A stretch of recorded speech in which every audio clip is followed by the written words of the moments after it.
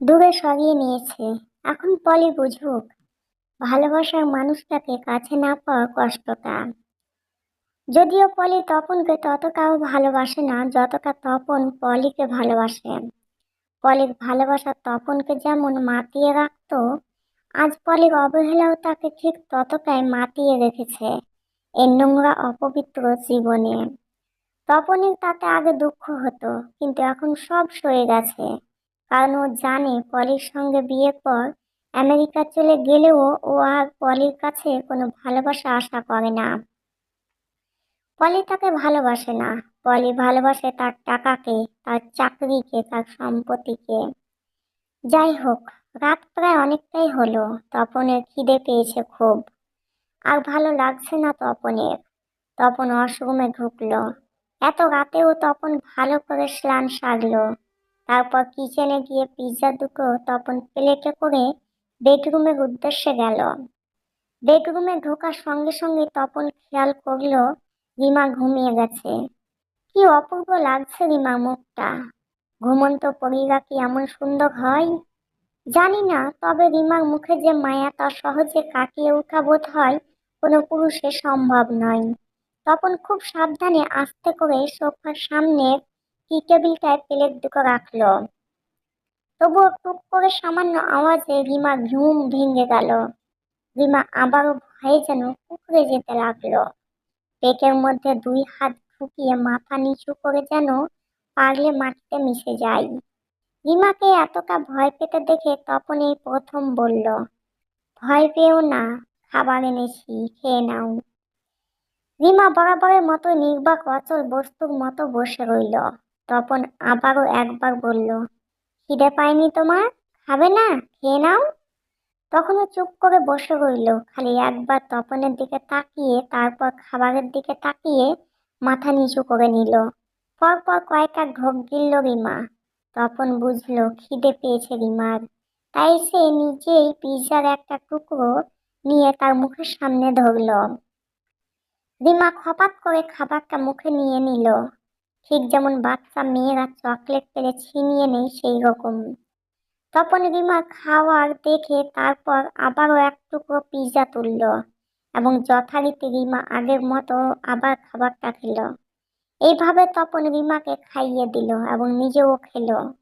রাত যে কিভাবে পেরিয়ে যাচ্ছে বোঝা যাচ্ছে না।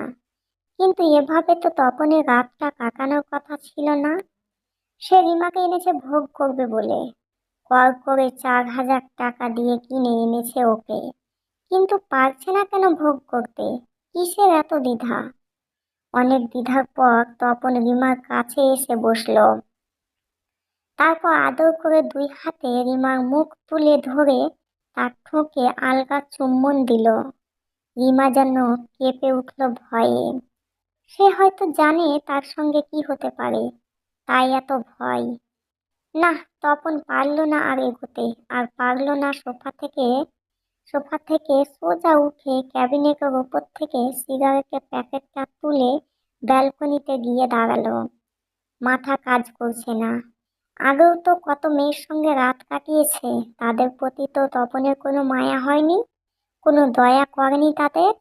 সারা রাত ধরে শুধু ভোগ করেছে মনের সুখে, আর তারপর সকাল হলে ছুঁড়ে ফেলে দিয়ে এসেছে আস্ত কুঁড়ের মতো। দ্বিতীয়বারের জন্য আর তাদের দিকে ফিরে তাকায়নি। তবে রিমার বেলায় এত সংকোচন কেন? রাগে বেলকনি রেলিং এর ওপর পর পর দুটো ঘুষি মারল তপন। তারপর ফোন হাতে নিয়ে বিশালকে কল লাগালো। এত রাতে তপনের ফোন পেয়ে বিশাল অবাক হয়ে ঘুমন্ত গলায় ফোন তুলে বলল, এত রাতে কি কেস ভাই? শুরু করতে পারছি না, কিভাবে করি বুঝতেও পারছি না। বিশাল জানে এখানে শুরু করা মানে তপন কি বোঝাতে চাইলো। ব্যঙ্গাত্মক একটা হাসি দিয়ে বলল, বাবা, এত ন্যাকা কবে হলি রে? শুরু যখন একা করতে পারছিস না, আমায় ডাকতে পারতিস তো, শুরু থেকে শেষ সবটাই দেখিয়ে দিতাম। তপনের মাথা গরম হয়ে গেল। ওই হারামজাদা, বেশি হ্যাজাস না তো। সব তুই একাই খাবি? কেমন মাল রে যে ভোগ করতে চাইছিস না? উপর নিচ খুব গরম নাকি শালির? তপন আর শুনতে পারল না রিমার সম্পর্কে এরকম কথা। তার কানে যেন বাজতে লাগলো। বিশাল আবারও বলল, কোথা থেকে জোগাড় করলি ভাই? একদিন আমাকেও ব্যবস্থা করে দে, স্বাদ কেমন খেয়ে দেখি। তপন ফোন কেটে দিল, আর এক মুহূর্ত অপেক্ষা করলো না। না, রিমাকে সে নিজে যখন ভোগ করতে পারছে না, তখন সে রিমাকে আর কারোর সঙ্গে ভাগ করবে না। তখন আবার ওয়াশরুমে গেল।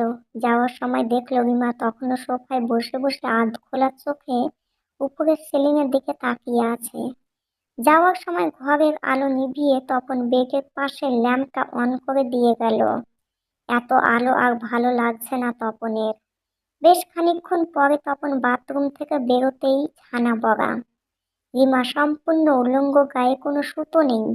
দু হাতে মুখ চাপা দিয়ে সোজা হয়ে বিছানায় শুয়ে আছে, যেন কেউ তাকে বাধ্য করেছে শুতে। ল্যাম্পের নীলাভ আলোকায় রিমার শরীর যেন আরো অপূর্ব হয়ে উঠেছে। সমুদ্রের ঢেউর মতো লাগছে মেদহীন শরীরের ভাঁজগুলো। তপনের চোখ আটকে গেল উঁচু দুটো বক্ষ যুগলের মাঝে। কি সুন্দর তার সৌন্দর্য! নিজেকে আর সামলাতে পারল না।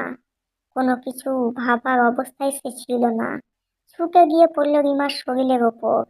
তারপর রিমার মুখের ওপর থেকে হাত দুটো জোর করে সরিয়ে বিছানার সঙ্গে চেপে ধরে। তার গলায়, ঘাড়ে, চিবুকে ঘন ঘন চুম্বন করতে লাগলো। রিমার পায়ের ওপরে পা দিয়ে ক্রমশ ঘষতে লাগলো। রিমাও নিজের শরীরের সমস্ত ক্ষমতা দিয়ে তপনকে ঠেলে ফেলে দেওয়ার চেষ্টা করছে, কিন্তু পারছে না। তপনের সুঠাম শরীরের সাথে রিমা পেরে উঠছে না।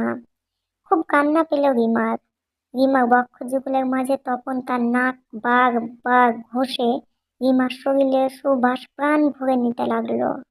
অনেকক্ষণ সে এভাবে রিমাকে উত্তেজিত করার আপ্রাণ চেষ্টা করলো, কিন্তু না। এতক্ষণ তার শরীরের সাথে খেলা করার পরেও যখন রিমার শরীর জাগলো না, তখন তপন হার মেনে নিল। কিন্তু তপন এতক্ষণ একটা জিনিস খেয়াল করেনি, যে নীরবে রিমা কাঁদছে।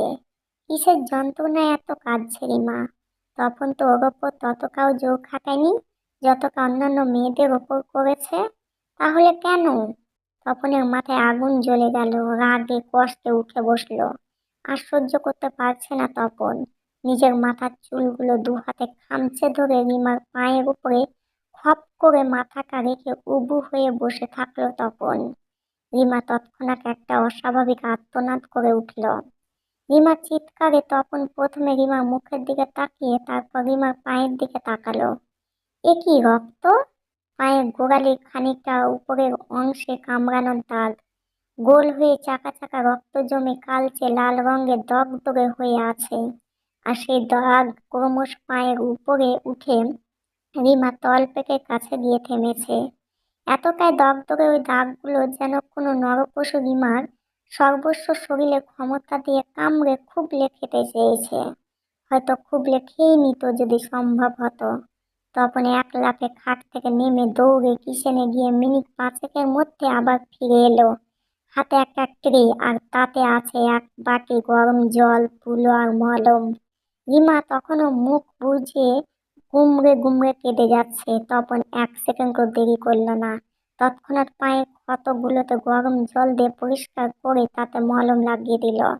তপন যদি আগে ক্ষতগুলো দেখতে পেত, তাহলে হয়তো তপন নিজেকে সামলে নিত। তপনের খুব রাগ হতে লাগলো নিজের ওপরে। বিছানা থেকে নামলো, তারপর নেমে ডাইনিং এ গিয়ে কুলার চালিয়ে তার সামনের সোফায় গিয়ে বসলো তপন। বেশ কিছুক্ষণ নিজেকে একা রাখার পর, নিজেকে শান্ত করার পর তপন রিমার পাশে গিয়ে আলতো করে শুয়ে পড়ল। অন্যদিকে মুখ ঘুরিয়ে আছে, ঠিক মতো মুখটা দেখতেও পেল না তপন।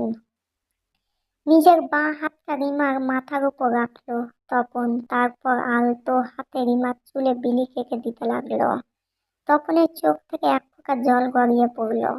কতদিন সেইভাবে পলিকে ভালোবাসেনি, কতদিন এভাবে কোনো মেয়েকে যত্ন করেনি তপন। আর যদি রিমার জায়গায় পলি থাকতো, তপন কি পারতো এমন জোর খাটাতে? নাকি রিমা বলেই এত কাপ করতে পারলো? কি জানি, পলি হয়তো এত কাছে আসতে দিত না। তপন রিমার চুলে হাত বোলাতে বোলাতে সব আকাশ পাতাল ভাবছে। হঠাৎ তপন তার হাতের উপরে একটা নরম স্পর্শ পেল। রিমার হাত। রিমা তপনের হাত চেপে আঁকড়ে ধরেছে। যেন তপনের হাতটা তার কাছে আশ্রয়। তপন একটু অবাক হয়ে নিজেকে সামলে নিয়ে রিমার উদ্দেশ্যে বলল, তোমার খুব কষ্ট হয় না রিমা? ওরা তোমার দুর্বলতার, তোমার মানসিকতার ভারসাম্যহীনতার সুযোগ নিয়ে তোমায় নোংরা কাজ করায়। রিমা কথাটা শুনে বরাবরের মতো নির্বাক রইল, বরং তপনের হাতের ওপর থেকে নিজের হাতটা সরিয়ে নিল। তপন বুঝলো রিমার কোথাও একটা অভিমান আছে, কষ্ট আছে। ঘুরিয়ে আর কোনো কথা বলল না তপন। দুজনেই চুপ। নির্জন ঘরে ওরা দুজন কখন যে ঘুমিয়ে গেল তা বোঝা গেল না।